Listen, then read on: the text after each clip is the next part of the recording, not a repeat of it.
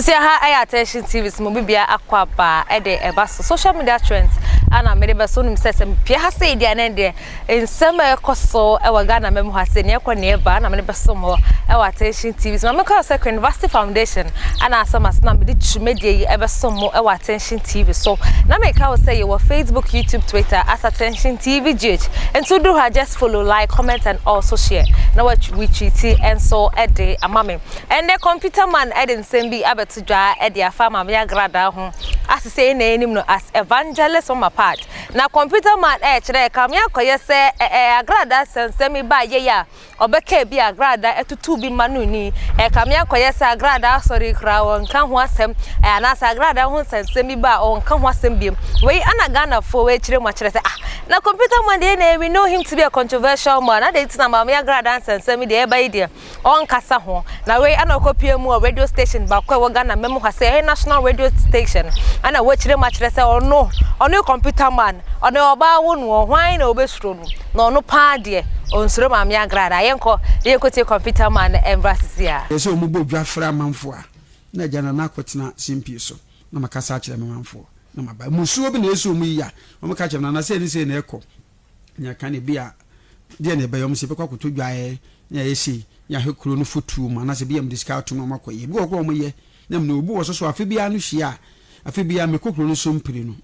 okay half of the year bia na me ko na mama ko kasa de na koso de na bantia no de so be di sofo aye o hene de mfonso bia no because ye jani nyana ma wi asefo a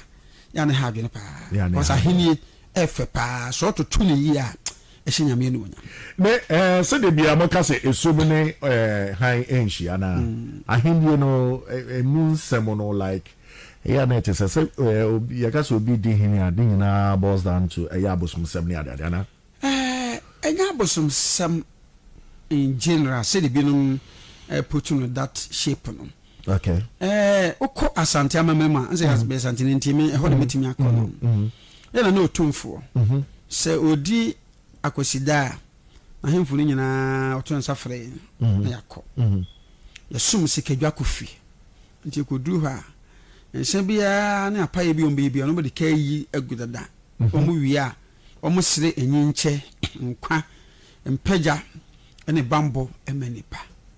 enti ni nyina achi no ye wia baabi obi abaforoka okosom wura otumfo wia wada wachi akonye nyina so ne bia ye kọ manhia obo wa na yeso ye wo yensakasa traditional council na sefo afia no hia ebia wa nananam samanfo yenkogu nsambo mo ne afufuto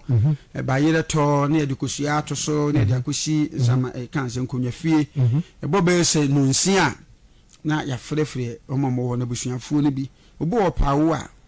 ka de opegusu no dia na onya awo eno boni bia nim obo ha opekuna wotiminya wote ase wo nsuo so de dawa konwa bia wo nsuo de da ho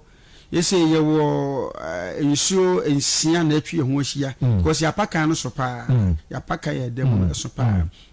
de so be ensia nsuo ba kwa fem do so ago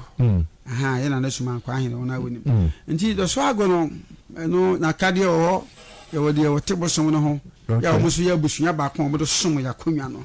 ye do so ago ho do so ago no ye ntipa efiri kumase kanse aha otumfo asefo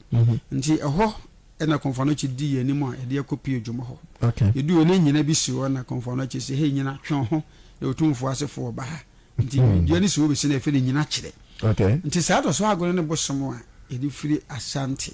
Kingdom ho de ko nti ye na otumfo akonya kase a wodi e wa Asante Kingdom ne bosom kase e tawo pa ye ne asefo na hweso wo dwuma e fa na tano dwuma oh okay what you say nti ya de e beto ye nti wo ne hwan na akọ kase uko bubu agu ana akwese ebi ebaza akra na wonyi nche nyamaso ho nanso wa mamere so de yentontwene yeni se yetotwene ndi se meti yi etire bi na ehhehye me ho pa na me sa ewo adoa na sefo na okay yede radiose ene Ghana for 80 big time just said you okay nyina no wo bo de be hunu whatever it is say on better was here and say a bubu be confused and I say whatever no we say won ti ase a akonya ne manya die na he no me ka say why you yere ho de amere no apam no enti me de da sa tina me de Eric na nakosi amponsa Eric Nana Kwesi Amponsa Nana Amponsa Kakabo the second. Kakabo Abem. Some Amponsa be married Kakabo. What's the word in the Kakabo? Oh wow. I didn't see that Ghana for post to the buy Ghana for so by maybe sauce. I didn't see that we through a year mama part. Oh, fee. My man can't see me. I'm say I didn't see that through mama part. Ghana for the Sibu Samsa. I don't know who you're not my party to me so I'll bomb me. Fee, my main finance are sending to Yawa. We see only Pabu or bloggers in Ibu Hayana Sebi. Jenny would in on person of fire when they build it on my YouTube. Okay. Not a beef farm, I did it. You know, I say, me do software chapa. The evangelist mama party, no one may evangelist no. Na onko akomuso no me once na me software preku ma daughter to see otuko am na me hwere chima no okay apreku mfa na mic mo obi age se me ene bishop Agin Asare ena na ode ne microphone amaye Bishop Agin Asare yen two na ode ne microphone amaye those days but apreku nipa onya yen sofu bi anya bi Ghana hada apreku benya 300,000 congregants. Yeah, all night 10 days will treat fair. Now a take here 1 week in their kind offering 1 night.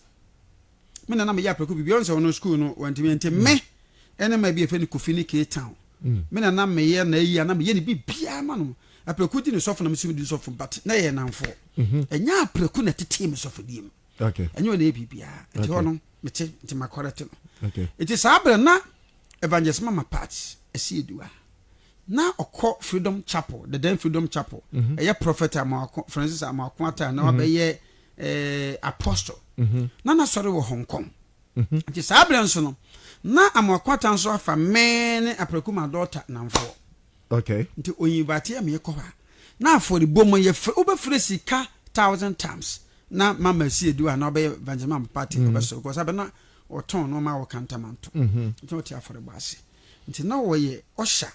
esa so epuri atawa ewo Francis Amakon ata apostle eho no ya na sori ya beye parliament house ye wo can say odoko official town ntina yinim no okay ntina ya na grada asabe no so kwa Francis Amakon atawa no aba meso ho no kwa pa life wo no kwa pregoje sa te se odi nhira na opese onya ni nyina no bagi free ensem na odi biso abafore ediama nti omu ano be ye konfo so na ofre me ofre ya sofo nyina ofre papa etese yes eye nti didi mu ana me wo ha na okache ofre me wande no se papa na mse yes no se ne nyame ni wodi ache mti akom no meja akom amso ede nyame ase gwane ya mpa ebo nyina no se obaba be ye nyame nipa okay nyame adoma ba be ye nyame nipa obi nyame afre no nyame onfre nipa mienu mum Ghana fo mfanto yetire me awa esen ka me answer na simple but me person nipa te ase nyame mfre nipa mienu mum danke confusion beba ofre ankorankore woni wuku no ye ko be fre baako agya baako ena me bayi ofre papa baba se wasachira nsa be mpanyimfo se nsamanfo kora epedodo na tesefo akodai ana maame yetimi etu ne nan abeka chem se papa masachira nam se nyehwe se wasachira dia ya ne yebehwe wo amento otiase ama we yeka we yenka we yense we yense nipa de ni ebu ni di ediama ena koba se ono akasa akote na sori kakra onimwoko enti me kofa nipa bi betra me TV so a yete o meye adwuma ena me se confusion kakra ho de me nko ho ena ye curtain off TV no is owned by me me and bo ho ka the license and everything me na me seeking for it na ya ma nsem bia o CEO no ompe motie so you see you see sa program yempa under no circumstances can you go ahead and do it as you be suspended and then I acted as a CEO ya na me pese suspended program na later ya diaba nti efri no achi no say den nsem kona ma evangelism ma part ehunu say bia I was instigating the people to do such program now so no I had no hand or hands in it. And so that the man bufui ema obabonti bi didi achen bebre na ya amanfo senka mesomema me take reprisal action but me trans no I have to act as a mature prophet or mature person